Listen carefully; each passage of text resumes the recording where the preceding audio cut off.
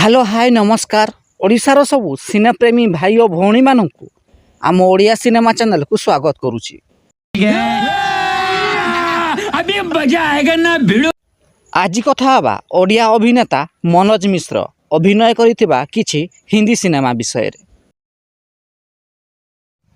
आपण जानिले आश्चर्य हेबे जे ओडिया अभिनेता मनोज मिश्र सलमान खान, ऋतिक रोशन, अक्षय कुमार, ऐश्वर्या राय एवं तेलुगु स्टार सूर्या सहित मध्य अभिनय करिसेंती। तेबे आज कथा हवा सलमान खान को सहित अभिनय करिथिबा सेही हिंदी सिनेमा विषय रे। 2012 मसीह रिलीज होइतिला हिंदी सुपरस्टार सलमान खान को अभिनीत सुपरहिट सिनेमा दबंग 2। एही सिनेमार एक छोटिया रोल ले मनोज मिश्र अभिनय करिथिले। तेरा बच्चा हमारे पास है, 10 लाख मिलेगा, मेरे मकान खरीदा जाना। एही सिनेमा रे पिला चोरी करुथिबा एक छोटिया चरित्र रे मनोज मिश्र अभिनय करिथिले।